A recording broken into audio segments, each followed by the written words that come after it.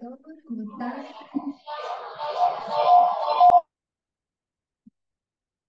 Eh, Hoy tenemos una presentación que para todos los que hacemos pediatría y que alguna vez hemos hecho una guardia y todos los que sigan haciendo guardia y estén en salas y en sus consultorios, les va a venir bien. La diabetes es una enfermedad que continuamente tiene cambios en su tratamiento, hay consensos, actualizaciones. Por algo hay especialistas en diabetes, más allá de ser especialistas en nutrición. Y siempre es algo que a los pediatras nos genera mucha preocupación, ¿no? Un paciente que viene con una situación de descompensación de diabetes es un paciente que va a requerir muchas intervenciones, controles, estar encima. Así que está buenísimo poder repasarlo porque esto se actualiza todo el tiempo y ver también las cosas nuevas que hay, el cambio de la enfermedad, cómo antes era muy lineal que todos los pacientes tenían diabetes tipo 1 y ahora tal vez ya no. Así que bueno, contamos hoy con los especialistas. eh, Julieta nos va a hacer la presentación de algunos casos clínicos para que podamos discutir. La doctora Laura Gaete, que es médica de planta, va a hacer la discusión porque son pacientes de ella. Y la doctora Elena Rousos, que es la jefa del servicio, nos va a hacer después un cierre. Así que recuerden, todos los que están en el Zoom pueden preguntar y participar a través del chat. Los que están presenciales, la idea es que participen porque esto es interactivo. Son pacientes que todos conocemos, que todos hemos visto. Así que los dejo con Juli para empezar.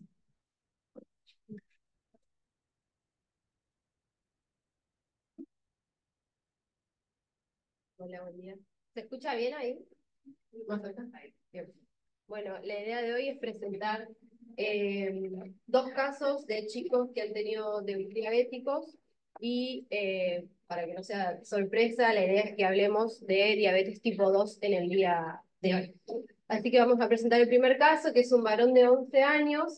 Él consulta acá en el hospital, en consultorios externos, por un seguimiento de crisis broncoobstructiva.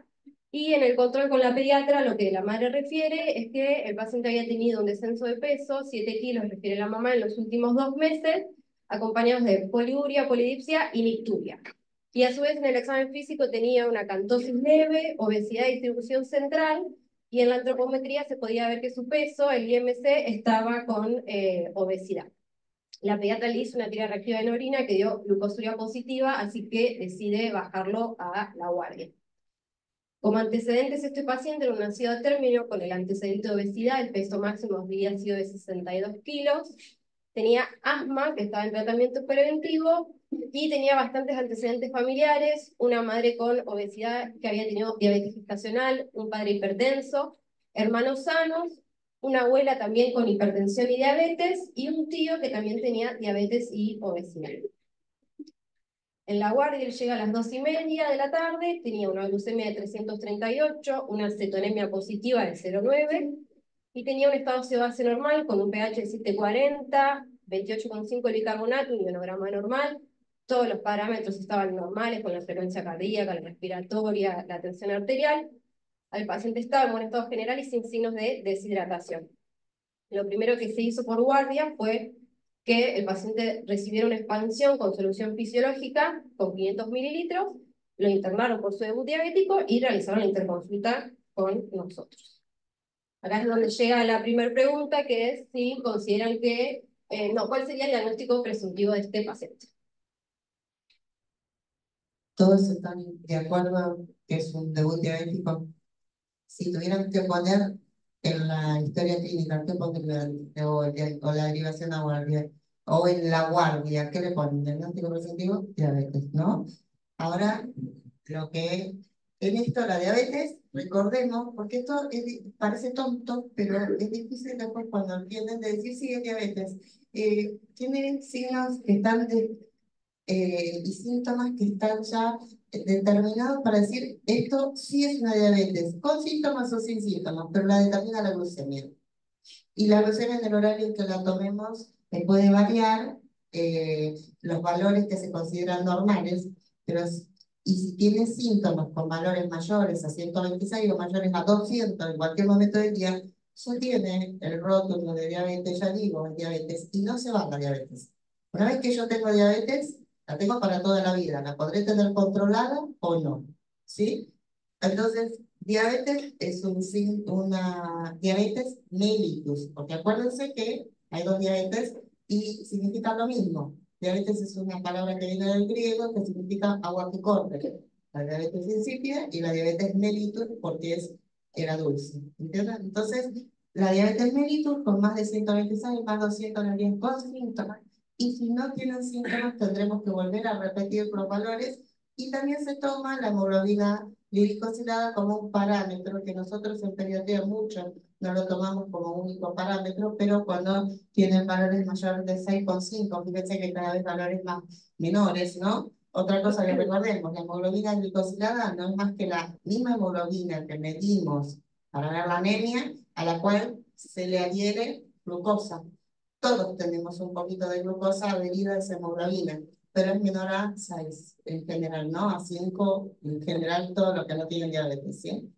Bueno, el diagnóstico y cómo debería ponerse en todo caso sería un diagnóstico de debut diabético en cetosis o con cetosis, porque tiene cetonemias. Hoy tenemos aparatitos que nos permiten medir las cetonas en sangre que hemos dejado en la guardia, creo que tenemos ya, son tiras caras, pero que vieron que a medida que va siendo más común, se va pudiendo dejar, y entonces esas tiras en orina que hacíamos, que tardaba en llegar la cetonuria, o sea, las cetonas a la orina, ahora ya lo podemos medir en sangre. Tener 0,9 es que ya estamos teniendo cetonas en sangre, ¿sí? Entonces es un debut diabético con cetosis. Lo veo. Después, sí, viene otra pregunta, en el caso de este paciente, si consideran que la expansión al momento de estar en la guardia era necesaria o no.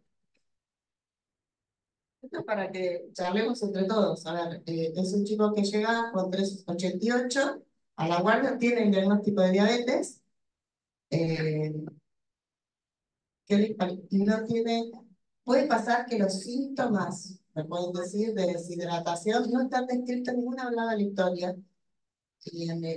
pero puede ser que porque tiene una hiperosmolaridad, sean muy sutiles, tardan más. Cuando aparecen síntomas con hiperosmolaridad, está muy deshidratado en cuestión. Pero bueno, no pero tiene frecuencia cardíaca normal, respiratoria normal. Ustedes consideran que era necesario hacer una expansión. Es para discutir, ¿eh? Porque sabemos. Hola, ¿cómo están?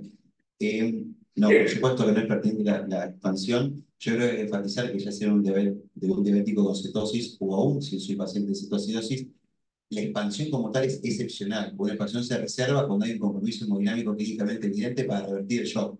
Mismo si lo requiriese por ser un debut en contexto de cetocidosis, no es una expansión estratégica de crioterapia inicial, sino que es un aporte de un volumen que mejora la tasa de filtrado glomerular para hacer aclaramiento de cetonas sin glucosa. Pero la expansión es necesaria en un porcentaje infinitamente bajo de los casos, aún en un paciente con debut de cetocidosis, que no entiendo en ese caso. ¿Algo más? Yo coincido plenamente, pero creo que últimamente estamos viendo que un debut diabético viene de la mano de una expansión. Y por eso es que queríamos llevarlo a discusión, porque hay que ver el paciente en todos sus contextos. Todos convenimos que es un paciente diabético. Y probablemente con otra polaridad, como ustedes verán, con polaridades mayores a 600, a veces le ponen líquido para disminuir esa polaridad. Pero es una herramienta que es de urgencia. Como dijo, él es para sacar a un paciente de un shock hipovolémico que está teniendo, entonces es una herramienta de urgencia. Acá, Perdón, igual que no está en cetoacidosis. al margen que no esté en cetoacidosis, vos, un paciente, la expansión no es sinónimo de diabetes, lo vemos todo. En general, cuando un paciente ingresa con una hipovolemia que necesita un shock, suele estar acidótico. Sea la causa que no digo, no quiero generalizar, porque también puede ser un shock por hipovolemia por un sangrado masivo, ¿no? Y necesito una expansión de lo que sea. O sea, pero acá lo que les quisimos recordar con que son las guías, digamos, que en realidad, y también cambió un poco, y eso lo pueden leer, porque van modificándose y en el círculo, como ya digo, vamos haciendo un círculo y volvemos a cuando empezamos, ¿no? Una expansión se debe hacer rápido. Hasta hace unos años habíamos vuelto con la expansión de los diabéticos en 3 horas. No, una expansión es una expansión. Como dice, si lo necesito, y antes cuando éramos que no existían las bombas, no sé, yo soy muy bien, les exprimíamos el sachecito de solución fisiológica. Bueno, esto tenemos bombas, pero bueno, ahí es un poco para recordar que estamos todos de acuerdo en que este paciente no lo necesitaría, ¿no? Entonces, fíjense, al lado pusimos los signos que tenía todo el paciente que no. Y como dijo el doctor, estas son los únicos motivos por los cuales uno debería expandir al paciente que tenemos en la guardia en un debut diabético, por los cuales, en este caso, el paciente no los cumplía. Después, sí, otra de las preguntas que hacemos es si se puede sospechar el tipo de diabetes que tiene este paciente cuando ingresó por guardia. Y bueno, spoiler alert, pero No, esto es para charlarlo también, porque puedo, con estos datos que yo tengo hoy, ahora, es un paciente, puedo sospecharlo, no voy a tener la seguridad, pero puedo sospecharlo. Tenía varios signos de síndrome metabólico, por eso es que uno cree que tiene más chance de ser tipo 2, no es recién típico de 1. Pero por el grupo etario no se sospecha más de. Puede ser. Pero bueno, cada vez más. en la población pediátrica, la frecuencia del tanto diabetes tipo 1 como de diabetes tipo 2, sabemos que más frecuente es la tipo 1, pero con la pandemia que hay de obesidad a nivel mundial, cada vez empiezan a haber más estos chicos y las diferentes maneras en las cuales se presentan, que es lo que vamos a mostrar con estos dos pacientes. Hay algunos que sí son un poco más fáciles de sospecharlo a veces desde el inicio y otros que no tanto, pero hay que empezar con todos estos antecedentes que tenía el paciente, hay que empezar a pensar. Lo que sí vuelvo a repetir lo mismo. Yo el diagnóstico de diabetes lo tengo, ese es el nombre, después le pondré el apellido, 1, 2, monogénica, gestacional, etc. Pero el diagnóstico lo tengo. Y el tratamiento suele ser no basado en el tipo, sino en cómo se presenta en este momento el paciente. Así que podemos sospecharla, como dijeron, a través del síndrome metabólico y otras cosas más. Nos tienen que hacer pensar que a lo mejor este chico puede ser una diabetes 2. Por un lado, uno, esto, por ejemplo, esto también lo pueden buscar en las guías ISPA, que vendrían a ser nuestras guías madres, ¿no? Que son las guías de diabetes en niños y adolescentes. Pero bueno, cosas que nos tienen que hacer sospechar que estos pacientes podrían ser una evolución o ser después catalogados como diabetes 2. Por ejemplo, nuestro paciente tenía la edad, estaba en una edad puberal o de 10 años, con un IMC aumentado de más de 85, tenía antecedentes familiares de diabetes tipo 2, tenía signos de resistencia a la insulina el paciente con la acantosis, y además tenía el antecedente de una mamá que había tenido diabetes gestacional al momento de su embarazo.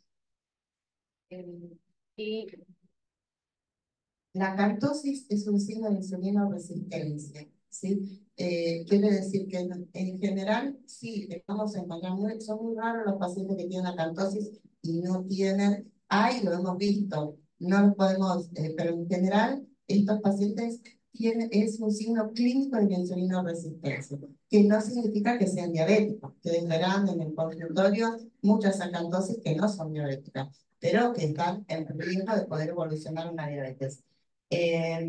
Y fíjense esto que hemos puesto acá, que los criterios de diabetes 2 siguen siendo los mismos que la de diabetes general, ¿no? Y otra cosa que tengan en cuenta, todos los antecedentes familiares pesan en la diabetes 2. En la diabetes 1 no pesan tanto, ¿sí? Pero acá el peso al nacer, la diabetes gestacional, los antecedentes de diabetes en la familia, sumado a todos los antecedentes personales del paciente, como que vamos poniéndole fichitas para poder después llevar a una clasificación. sí, y en este caso, si bien se ven que Los criterios para hacer diagnóstico de diabetes tipo 2 son los mismos que haríamos con una diabetes tipo 1. Acá tenemos en especial que los anticuerpos contra los islotes son negativos. ¿Sí? Esa es la forma de poder ponerle con certeza un diagnóstico de diabetes tipo 2. ¿Consideramos que la internación era necesaria con este paciente? Otra cosa que es muy controvertida y es para discutir. El primero que quizás yo pondría otra pregunta antes. ¿Era necesario enviarlo a la guardia? No lo dudes, sí. Está en su consultorio, si le llega un paciente hacia la tarde, mándenlo a una guardia. Después veremos, porque lo que tenemos que hacer en ese momento, todo eso que hicieron, inclusive acá en el hospital, en vez de mandarlo al consultorio, que nos llevan a la guardia para poder sacarle sangre y nosotros vamos allá. Sí, a la guardia. Y después veremos cómo se... Ahora la internación. Una vez si estamos acá en nuestro hospital. Pusimos el horario porque es importante. Es como cuando le llega un traumatismo de cráneo. Es importante para todo. Pero no lo van a encontrar escrito. Pero es de uso de racionalizar o razonar cómo podríamos. Tengo o no tengo especialista en diabetología. Estoy en la guardia solo. ¿Dónde vive el paciente? ¿A qué hora me llegó el paciente? ¿Vive lejos? El nivel socioeconómico, todas esas cosas las tengo que tener en cuenta. Si a mí este paciente me llevó a mi diabetólogo a las 9 de la mañana, a las 8 de la mañana al consultorio de nutrición, me dijo todo esto que me di, no está deshidratado, le hago un gas, está todo, quizás vive acá a 3 cuadras. Quizás puedo dejarlo todo el día dentro de mi servicio, ponerle la insulina, dejarlo, y la madre no se puede quedar o no tengo cama en el hospital, y lo voy citando todos los días. Ahora, un paciente como este que viene, sí, hay que internarlo porque no sabemos, va a necesitar la insulina, no sabemos cómo es la sensibilidad a la insulina de cada uno de los pacientes, y hacer toda la educación diabetológica lleva tiempo. Entonces, no está mal internarlo. Y más si le llega medio tarde, a la noche, todo privado, no privado, o sea, creo que es un paciente, como lo voy a insulinizar y todo, dejarlo internado está bien. No sé, es para discutir.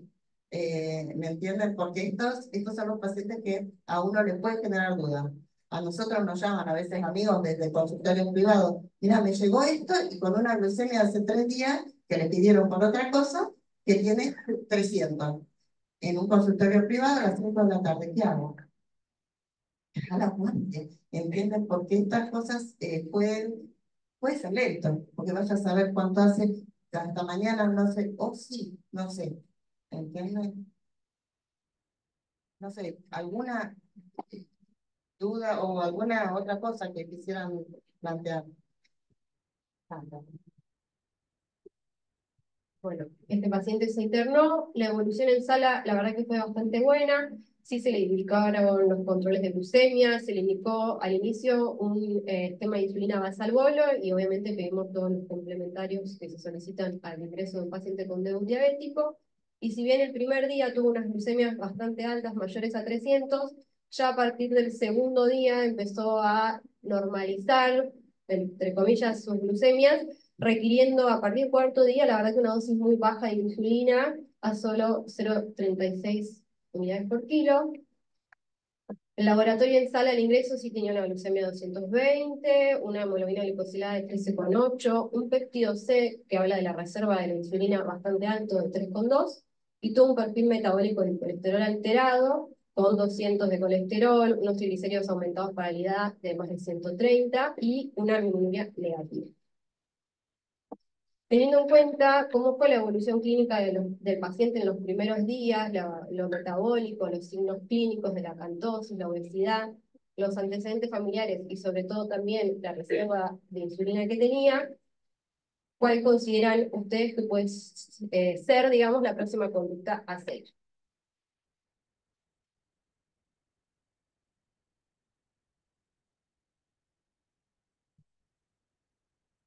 Nada. A ver, creo que los antecedentes clínicos que relatan y por los hallazgos bioquímicos del perfil metabólico, cada vez más perfila más hacia una diabetes 2. y no sé cuál es exactamente su estrategia, pero en un punto habría que intentar sensibilizar periféricamente la insulina y hacer el cambio de la insulina de esquema basal bolo por la sensibilización periférica. A ver, para, no te entendí. El paciente estaba con insulina basal bolo, estaba con un tratamiento, se estaba midiendo prepostprandiales, era un paciente. Vieron que rápidamente ustedes, los de diabéticos, vieron que no, en los uno no es tan fácil llevarlo a que rápidamente, normal, de 300 a 3 días lo tengo en 179. Es medio difícil. Pero acá hay dos cositas que quisiera comentar. Uno, que rápidamente este chico mejoró su perfil metabólico. Tiene, como ven, la hemoglobina esa de 13,8 implica que durante mucho tiempo ha tenido glucemias arriba de 250, por lo menos, ¿no? Entonces, tiene un perfil con un colesterol no HDL, que esto tenemos que mirarlo cada vez más en los pacientes obesos con insulina resistencia, que son, es lo más que mirar el LDL, porque esto son partículas aterogénicas y son pacientes obesos, y es hacia donde nos tenemos que ir a bajarlo, ¿no? Está alterado. Y yo pusimos a propósito la albuminuria. En un paciente diabético tipo 1, común, lo pedimos la orina de tipo 3 porque nos encontramos con cosas que a veces ya tenían problemas renales, pero no problemas renales diabetológicos. Son por otros problemas renales que los tenían de base, por decirlo, venían fallados por otro lado.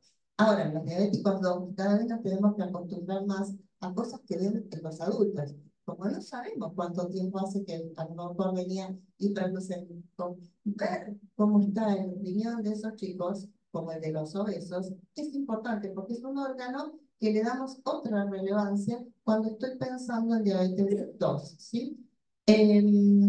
Todo esto hace que, con todos estos síntomas clínicos, no, más que nada tengo que poner la metformina pensando en su resistencia que tiene, ¿sí? Entonces, ahí es donde, aunque siga con insulina, tengo que empezar a poner metformina, que se empezará dosis bajitas y hasta llegar a la dosis que queremos. Pero lo que tenemos que hacer nosotros es eso, ponerle rápidamente la metformina. Estos nos habla del tratamiento inicial de las guías ISPA 2022 y A 2024, donde habla que si un paciente está estable con una hemoglobina glicosilada mayor a 8,5, pero sin síntomas, el tratamiento inicial obviamente es la metformina. Si ya tenemos glucemias mayores a 250 con esta hemoglobina glicosilada mayor a 8,5, pero el paciente sigue sin síntomas y sin acidosis, el tratamiento es iniciar insulina basal más metformina. Y en los pacientes que debutan o que inician con cetosis o cetoacidosis, la insulina rápida es hasta la compensación metabólica, luego seguir con basal y metformina hasta poder lograr una transición hacia la metformina como monoterapia, por lo menos al inicio, ¿sí? No, quería decir que perdón, que en el primer cuadro quedó mal, dice la hemoglobina menor a 8,5, o sea, un paciente que tiene 7,2, o sea, que tiene diagnóstico más de 6,5, diagnóstico de diabetes, pero no llega a ser más de 8,5. Nosotros nos guiamos también con la glucemia porque no tenemos en el hospital la glicosilada en el día como para usarlo como parámetro, entonces por eso al final utilizamos más el corte de más de los 50 o menos de los 50, y si tiene síntomas de compensación. O sea que nuestro paciente estaba en el último cuadrito, donde hacer, ¿no? Porque tenía cetosis. Si bien la cetosis se considera, ahí la teníamos borde, la cetosis se considera 0,91, es cuando se considera cetonemia positiva, pero estaba ahí así que nuestro paciente tendría que ser el rosita, ¿no? Sí.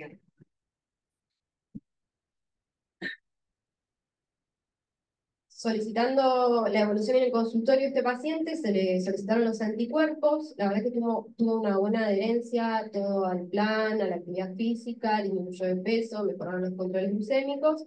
A los 10 días se le logró suspender completamente tanto la insulina rápida como la insulina basal, continuando con la metformina almorcicena. Luego, al mes nos llegaron los resultados de los anticuerpos, tenía un GAD de 7,1 y un antiinsulina, si mal no recuerdo, antilotes pancreáticos negativos, lo cual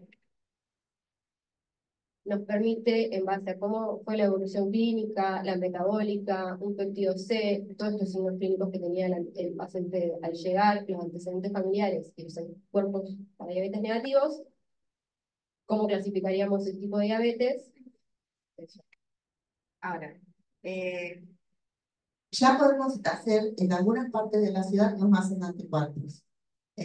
No lo hacemos en el hospital, esto, ¿sí? Pero Durán hace algunos. El problema es que a veces no nos hacen todos, ¿no? Santoyani también, con lo cual eso nos facilita a nosotros, ¿no? Ahora, si no podemos, porque como les puede pasar que nadie les mide anticuerpos, la evolución nos va a hacer sospechar el tipo de diabetes. Aunque no pueda tener la certeza, tengo que basarme, como en medicina, en todos los síntomas clínicos y los signos y síntomas y ver la evolución del paciente y si con metformina está andando, funcionando y mejora su clínica y sus glucemias y todo, tengo que sospechar que es una diabetes 2. Lo puedo certificar con esto. El GADA, vieron que está ahí, límite.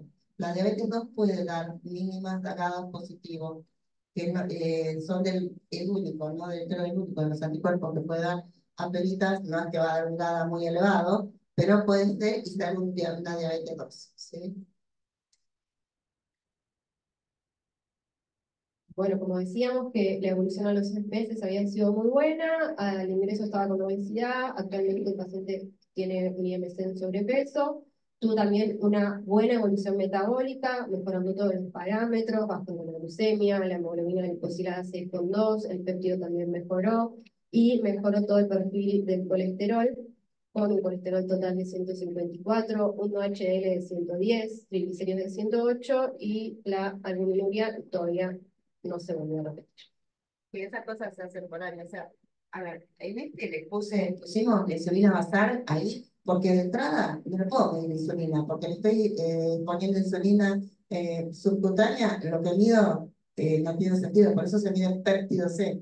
El péptido C vino en la colita de la insulina, con lo cual no lo tiene la insulina artificial. Pero ya los 4 meses que estaba sin insulina, fíjense, el chico tiene una insulina basal normal, como un norma normal, o sea que mejoró mucho los parámetros y también volvimos a medir otra cosa, todo lo del lipidograma, porque al mejorar el peso, como cualquier obeso metabólico, mejoró todo. Y recuerden que los triglicéridos en los chicos y en los adolescentes son valores menores. En los adultos, acuérdense que son 150, pero los adolescentes el límite es 130 y en menores de 10 años es 100 de triglicéridos. Este chico, bueno, había logrado mejorar mucho que los triglicéridos van de la mano de la glucosa, en la parte metabólica.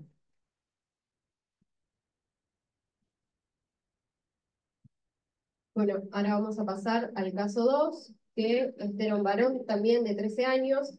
Él consultó inicialmente en el hospital Castex, que es de donde es él.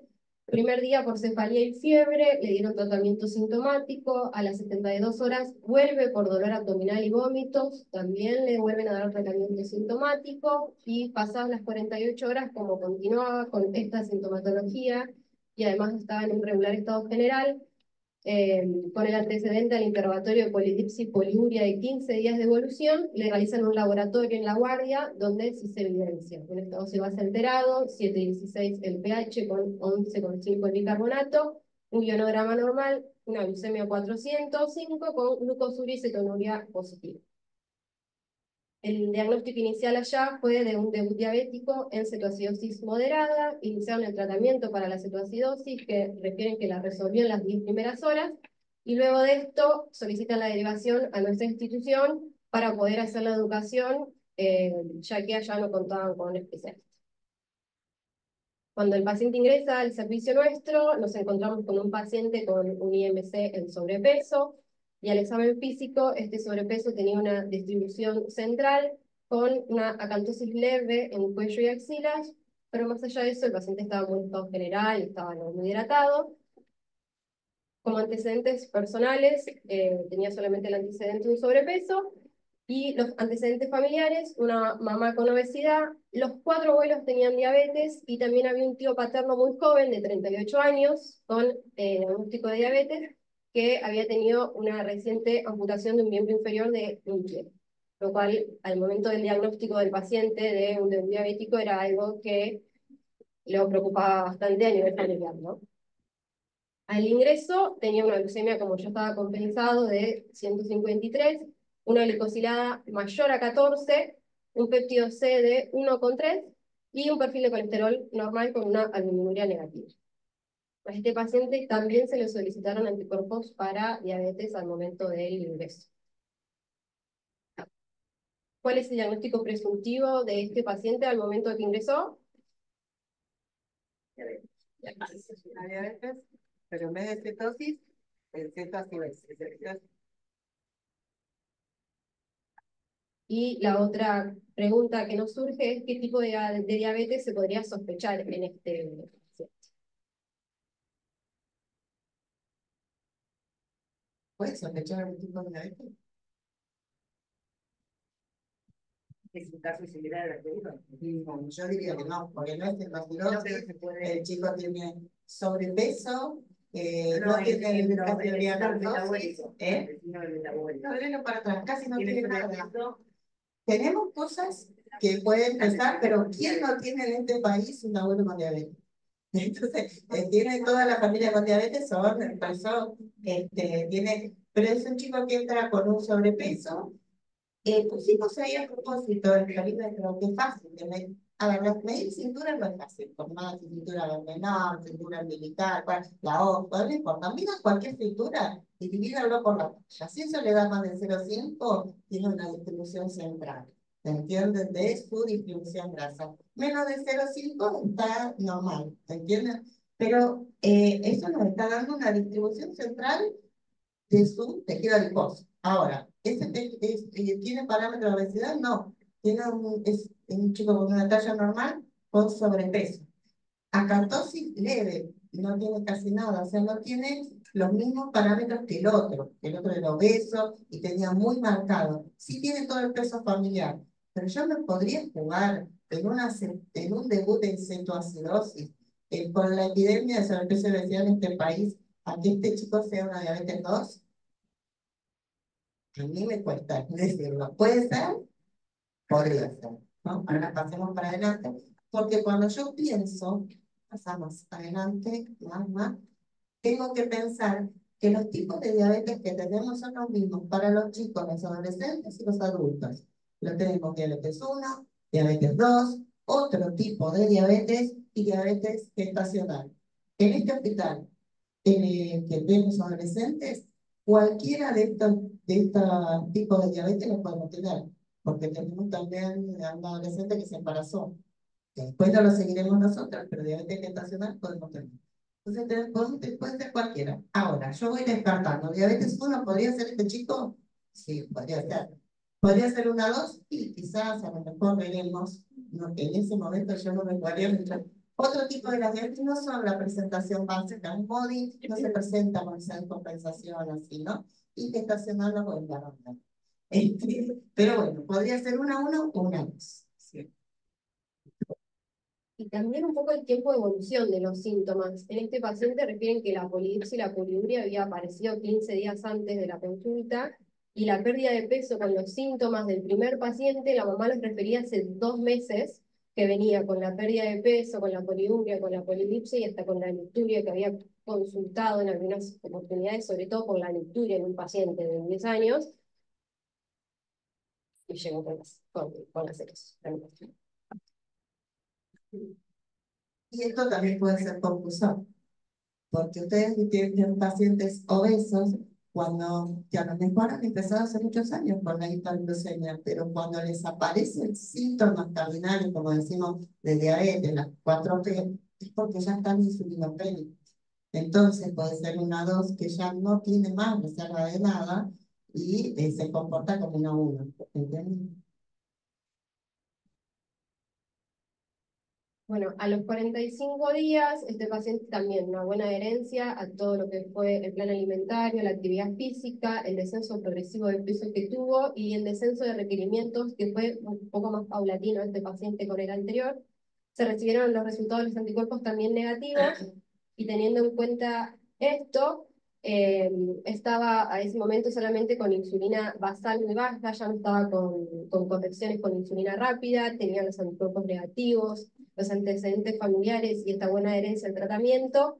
Se le suspendió la insulina basal al paciente y se comenzó un tratamiento con metformina.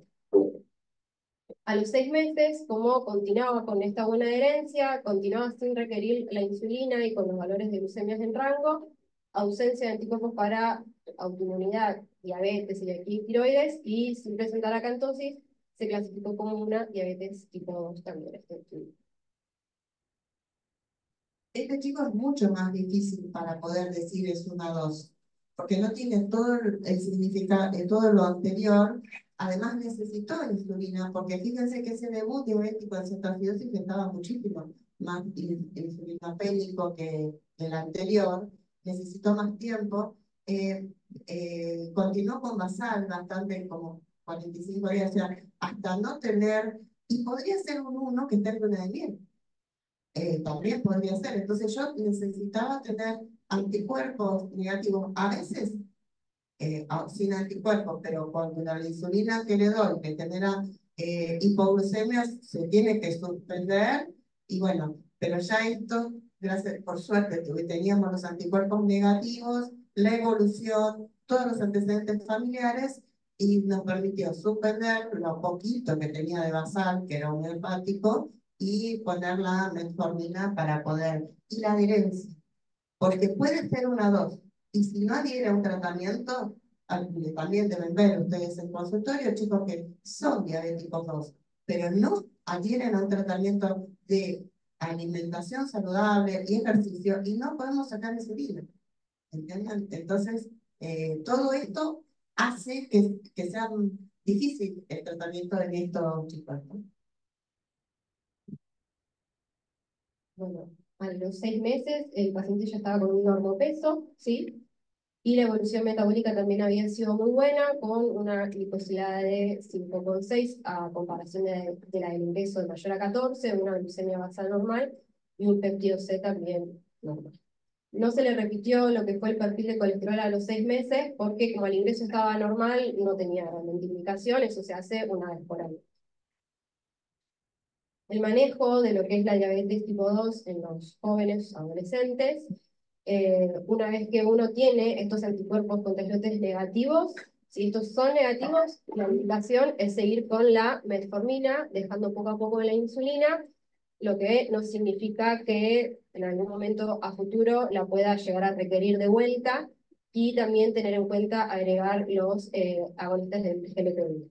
Si los anticuerpos contra islotes no son negativos, o sea, tienen anticuerpos positivos, se clasifica como una diabetes tipo 1, y la indicación es, por más que capaz que está en un periodo de luna de miel y la insulina que requiere es mínima, continuar con la insulina. Acá hicimos como un esquemita de lo que es el tratamiento. Lo más importante siempre son los cambios en el estilo de vida y la educación, con la alimentación, la actividad física. En la mayoría pueden ser pacientes adolescentes, entonces hablar de cesación tabáquica, anticoncepción, cambios en el comportamiento, en el cuidado del paciente, obviamente el automonitoreo glucémico, y como fármacos tenemos principalmente la metformina, la insulina y los nuevos análogos del GLP-1. La metformina, que es el principal tratamiento de la diabetes tipo 2, es una glibanida que lo que hace es ingresar al hepatocito a través de los receptores OCT1 y inhiben a nivel mitocondrial la respiración celular, y esto hace que se genere como un desbalance energético entre la AMP y el ATP, lo cual activa a la AMPK, y esto hace que, por un lado, se frene la gluconeogénesis, y por otro lado también tiene efecto que también frena la lipogénesis. Y además, a nivel de lo que es los tejidos periféricos, mejora la captación de insulina, mejorando la sensibilidad a la insulina, estimula al GLP-1 y también disminuye lo que es la absorción de glucosa a nivel intestinal. Todo esto es lo que hace que sea la indicación en el tratamiento de diabetes tipo 2 en niños mayores de 10 años, ya sea en monoterapia o en combinación con insulina. Y lo que sí es importante a tener en cuenta en cuanto a la metformina es que los efectos adversos que puede presentar al inicio, que principalmente son las molestias gastrointestinales, es algo que se resuelve con el tiempo y la indicación es que no suspenda la metformina, sino que genere la tolerancia a esta y esos síntomas que aparecen al inicio después van a desaparecer.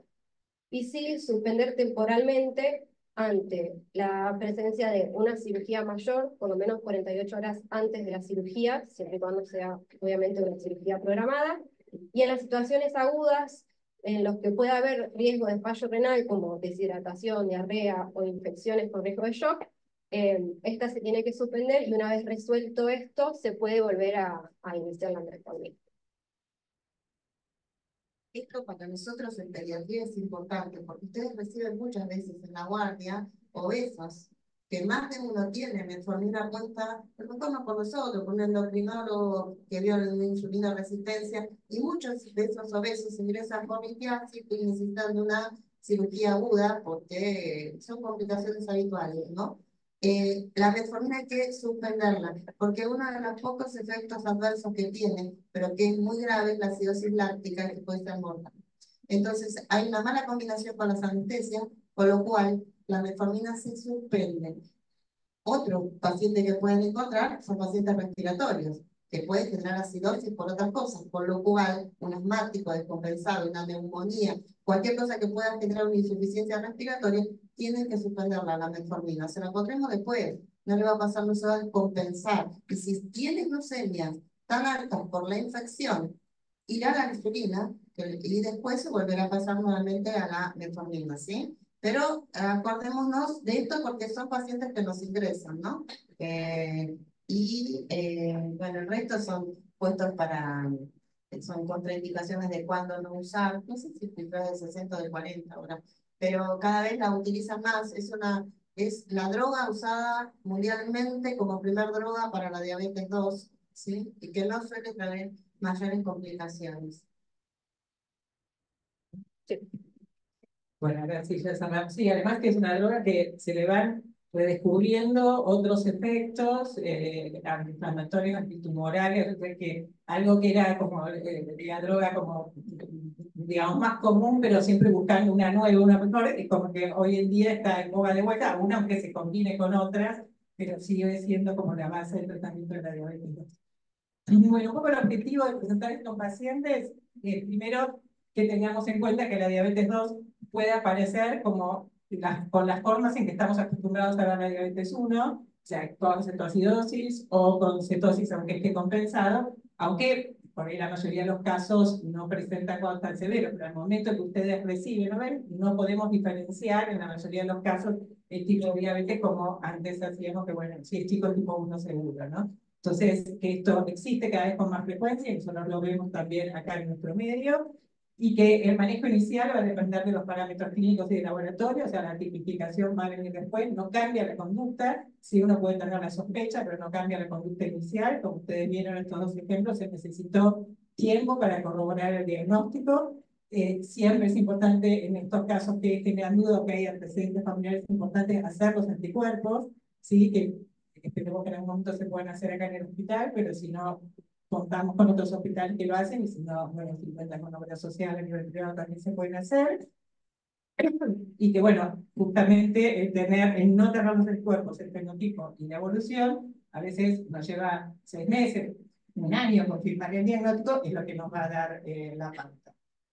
Lo que sí es importante marcar es que la diabetes que aparece en forma temprana tiene algunas características diferentes de cuando se presenta en el adulto. En general tiene una carga familiar bastante importante. Ustedes vieron como el tío de 38 años ya con amputación, muchos familiares y con cuadros más severos. Eso es común que nosotros lo veamos, incluso en chicos sin tanta obesidad, pero que tienen ese antecedente familiar. Incluso vemos, si bien lo típico es el comienzo de la edad puberal, incluso en chicos más pequeños. O sea que esto de interrogar los factores de riesgo, evaluar, ver tanto de primer como segundo grado los antecedentes familiares es muy importante, y estar más atentos en este tipo de pacientes. Y que además, cuando la diabetes empieza en edades tempranas, así en adolescentes, van más rápido al requerimiento de insulina, o sea, la reserva pancreática de insulina se agota más rápidamente. con lo cual la evolución es peor, que necesitan más control y tienen también más riesgo de desarrollar complicaciones más rápido, incluso que los adultos con diabetes 2 y que los chicos con diabetes 1. Porque los chicos con diabetes 1, nosotros si logramos un buen control metabólico, vamos a prevenir que desarrollen complicaciones. En cambio, estos chicos ya suelen venir con hiperglucemia de más tiempo y, como les digo, con un agotamiento más rápido de la reserva pancreática, entonces estas complicaciones aparecen antes. Con lo cual, quizás sean chicos como el tío del paciente que vimos, que a los 30, 40 años ya tienen complicaciones muy severas. Y el último mensaje es que, bueno, estos son pacientes que se enfrentaron con clínica, pero que no debemos olvidar justamente la pesquisa de la diabetes tipo 2 en los chicos que tienen los factores de riesgo que mencionamos antes. El sobrepeso, la obesidad, los signos de insulinoresistencia, los antecedentes familiares, un antecedente de ser hijos de madre con diabetes gestacional. Entonces, bueno, en esos casos estar atentos, pedir la glucemia, si hay duda, pedir la prueba de tolerancia orgánica a la glucosa, si se acompaña además con sobrepeso o obesidad. Bueno, preguntas, acá dejamos bibliografía por si les interesa para leer. Sí.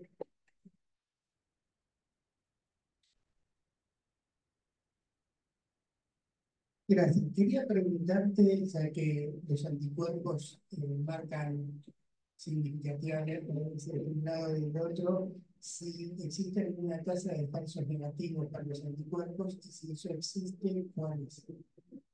Es muy baja. De hecho, la clasificación de diabetes se considera diabetes tipo 1A, la que es autoinmune con anticuerpos positivos, y 1B, el pequeño porcentaje que se comporta como una tipo 1, pero en los que no se detectaron anticuerpos. Y en esos, bueno, no se sabe si es porque quizás la agresión venga por algún anticuerpo todavía no descubierto o que realmente no se encontraron. Es muy baja, pero puede pasar. Siempre el fenotipo y la evolución clínica es lo que va a terminar determinando el diagnóstico. Cada vez se conocen más anticuerpos. Ahí pusimos 3, pero decir 8, que lo podíamos medir en la facultad, no lo miden acá, pero es un anticuerpo que se conoce en los últimos años. En la medida que vayan conociendo más anticuerpos, dejaremos de tener más la otra idiopática que no tenemos para pasar más cantidad de gente. Igual, como dijo Adri, sí, yo puedo sospechar, la diabetes, al margen de que sea 1 o 2, si las glucemias siguen altas y no mejora con todos los cambios de hábito de vida, siguen con insulina igual. O sea, el tratamiento también tiene que ser en la condición. Sí, además existen cuadros de superposición, se llama diabetes doble, en lo cual puede tener la autoinmunidad, insulinopenia, pero también insulinoresistencia por la obesidad, y entonces se da la combinación de los dos factores. Entonces tiene un poco y un poco de cada una, ¿no? Acá Miriam Antonietti agrega que tener en cuenta que el estrés de la célula beta puede generar algún autoanticuerpo también. Sí.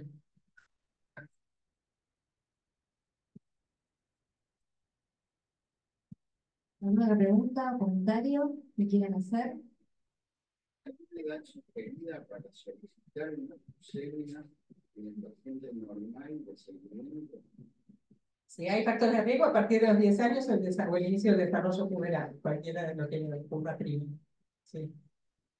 Sintomático.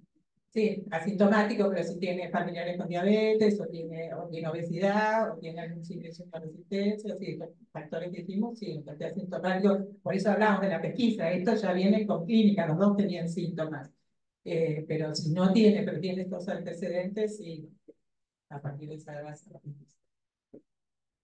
En general, casi todos, cuando tienen antecedentes de sospecha para estos pacientes, suelen ser obesos o con sobrepeso, y en general les suelen pedir por otra cosa y se encuentran. Nosotros tenemos millonadas que necesitan, mucho, todo viene con glucemias porque también cambiaron los valores de normalidad de la glucemia.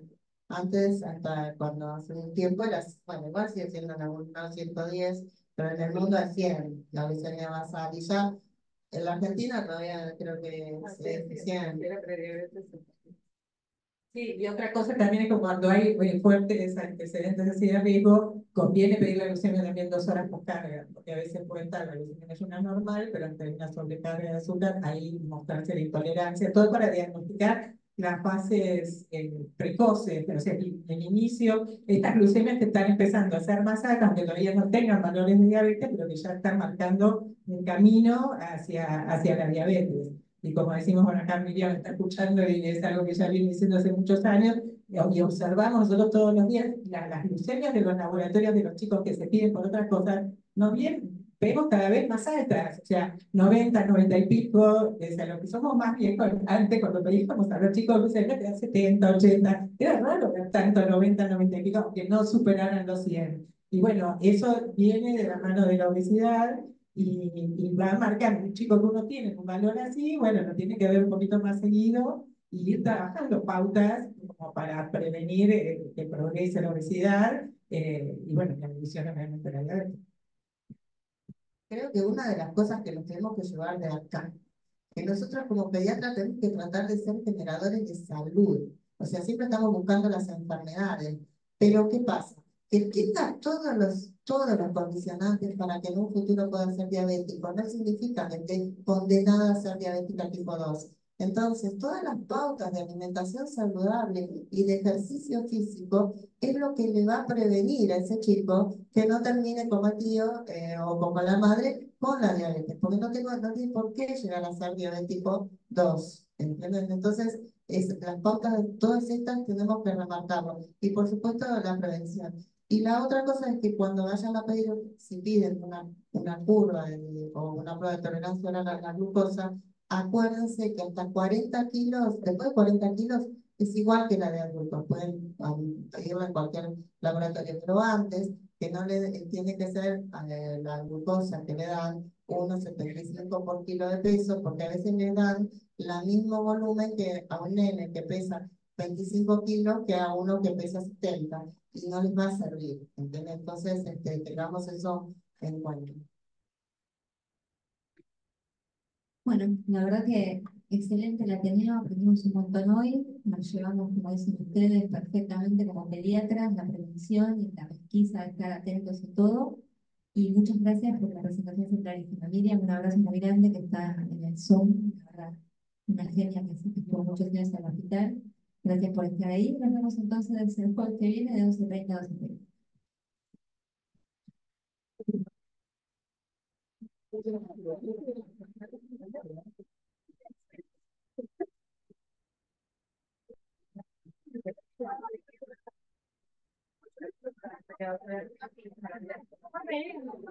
Ah, gracias.